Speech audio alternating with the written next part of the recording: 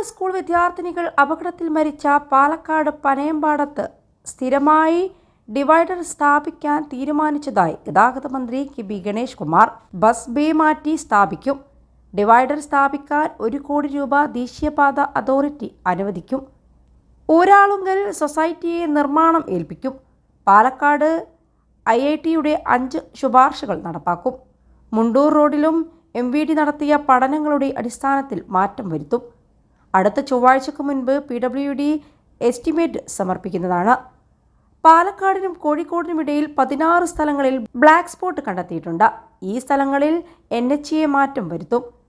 Design ചെയ്യുന്നവരാണ് black spot ഉണ്ടാക്കുന്നതെന്നും മന്ത്രി പറഞ്ഞു. സ്വകാര്യ ബസ് അപകടത്തിൽപ്പെട്ട് ആളുകൾ മരിക്കുന്ന സാഹചര്യമുണ്ടായാൽ 6 മാസം പെർമിറ്റ് റദ്ദാക്കുമെന്നും മന്ത്രി പറഞ്ഞു. അശ്രദ്ധമായി വാഹനമോടിച്ച് പരിക്കേൽക്കുന്ന സാഹചര്യമുണ്ടായാൽ 3 മാസം പെർമിറ്റ് റദ്ദാക്കും. സ്വകാര്യ ബസ് ഡ്രൈവർമാർക്കും കണ്ടക്ടർമാർക്കും ക്ലീനർമാർക്കും പോലീസ് ക്ലിയറൻസ് നിർബന്ധമാക്കും. 21 ലക്ഷത്തോളം സന്തുഷ്ടരായ ഉപഭോക്താക്കളും 2 ലക്ഷത്തോളം തിമിര ശസ്ത്രക്രിയകളും പൂർത്തിയാക്കിയ മലബാറിലെ ഏക കണ്ണാശുപത്രി Al Salama high hospital, hospital road, Perinthalmanna. സ്വകാര്യ ബസ് ജീവനക്കാർക്കെതിരെ പരാതി പറയാൻ ഉടമകൾ ബസ്സിൽ നമ്പർ പ്രസിദ്ധീകരിക്കണം.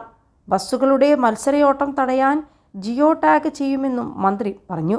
പെർമിറ്റ് എടുത്തിരിക്കുന്ന സ്വകാര്യ ബസ്സുകൾ ലാസ്റ്റ് ട്രിപ്പ് നിർബന്ധമായി ഓടണം. 1 വാഹനമെങ്കിലും ഓടണം. ഇല്ലെങ്കിൽ പെർമിറ്റ് റദ്ദാക്കണം. മാർച്ച് മാസത്തിനുള്ളിൽ ബസ്സുകളിൽ ക്യാമറ സ്ഥാപിക്കണമെന്നും ഗണേഷ് കുമാർ പറഞ്ഞു. റോഡ് സുരക്ഷയുമായി ബന്ധപ്പെട്ട് കർശന നടപടിക്കൊരുങ്ങുകയാണ് ഇപ്പോൾ ഗതാഗത വകുപ്പ്. റോഡ് അപകടങ്ങൾ കുറയ്ക്കുക എന്നതാണ് ലക്ഷ്യം. ബസ്സുകളുടെ പെർമിറ്റ് റദ്ദാക്കുന്നതിനൊപ്പം തന്നെ ബസ് ഓടിക്കുന്നയാളുടെ ഡ്രൈവിംഗ് ലൈസൻസും റദ്ദാക്കുന്ന നടപടി തുടരുമെന്നും അദ്ദേഹം അറിയിച്ചു. സ്വകാര്യ ബസ് ഉടമകളുടെ സംഘടനാ പ്രതിനിധികളുമായി നടത്തിയ ചർച്ചയിലാണ് ഇക്കാര്യം തീരുമാനിച്ചതും. അതേസമയം റോഡ് അപകടങ്ങൾ കുറയ്ക്കാൻ സംയുക്ത പരിശോധനയുമായി പോലീസും മോട്ടോർ വാഹന വകുപ്പും രംഗത്തെത്തിയിട്ടുണ്ട്. അടുത്ത കാലത്തുണ്ടായ റോഡ് അപകടങ്ങളിൽ കൂടുതലും ഡ്രൈവർമാരുടെ ഭാഗത്തുനിന്നുള്ള പിഴവുകളാണെന്നുള്ള നിഗമനത്തിലാണ് പരിശോധന ആരംഭിച്ചത്.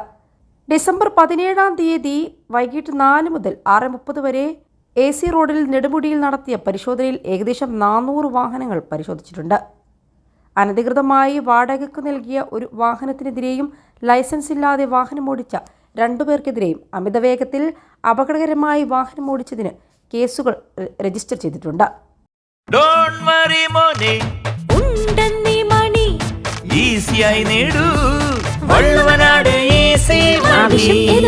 പണം ഞങ്ങൾ തരും. ഇവയ്ക്ക് പുറമെ ഒട്ടേറെ നിയമലംഘനങ്ങൾ കണ്ടെത്തിയെങ്കിലും വാഹനയാത്രക്കാരെ ബോധവൽക്കരിച്ച് താക്കീത് നൽകിയിട്ടുമുണ്ട്. Seat belt ധരിക്കാതെയും അമിതവേഗത്തിലും വാഹനമോടിക്കുന്നതായി കണ്ടെത്തിയിട്ടുമുണ്ട്.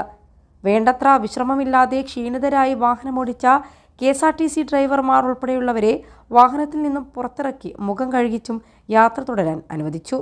നിയമലംഘനങ്ങൾ കണ്ടെത്തുന്നതിനൊപ്പം തന്നെ ഡ്രൈവർമാർക്കിടയിൽ അവബോധം വളർത്താനും റോഡപകടങ്ങളുടെ തീവ്രതയും കാരണങ്ങളും ഡ്രൈവർമാരുടെ ശ്രദ്ധയിൽ കൊണ്ടുവന്ന് ഡ്രൈവിംഗ് സംസ്കാരം മെച്ചപ്പെടുത്തുന്നതിലുമാണ് പരിശോധനയുടെ ലക്ഷ്യം.